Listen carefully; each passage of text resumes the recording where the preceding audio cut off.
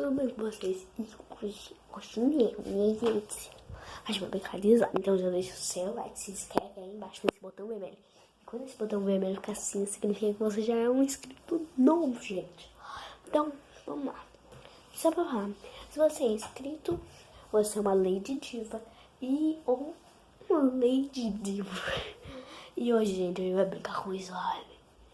E pra quem não sabe, é aquela slime ali, ó. Tá? Então vamos pegar ela aqui. Óbvio que a gente não vai brincar com ela toda. Mas vamos brincar, né? A gente vai mexer nela. Aqui.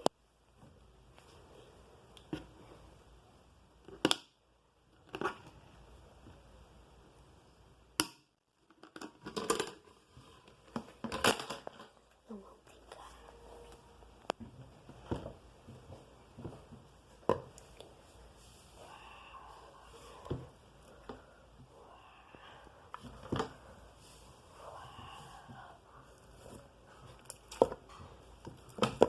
Gente,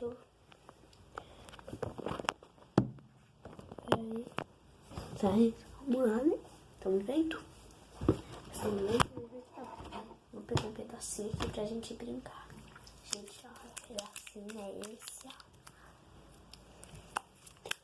Se eu colocar slime na câmera, será que vocês vão ver como é que é? E aí, gente, como é que foi? Será que eu vou ver como é que é slime? Ou fica tudo preto mesmo? Então vamos brincar.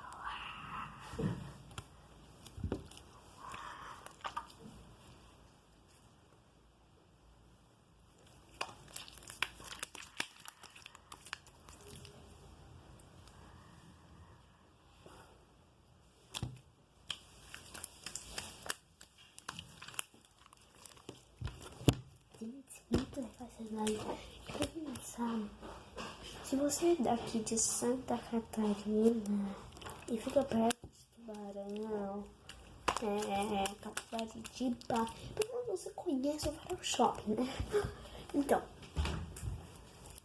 lá tem... Você gasta com fone de ouvido? Não. Lá tem a van, né? Eu acho que você não sabe. Ah, então não vai. Mas tem a van. E tem a van lá. E lá na van tem brinquedo, gente. É brinquedo.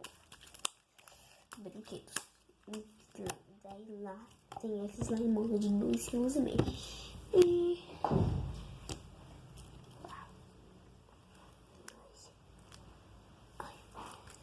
quando nós batermos 5 inscritos, eu vou começar a fazer vídeo de Roblox, gente.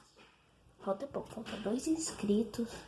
Aí já tá bom, é o vídeo, então tchau.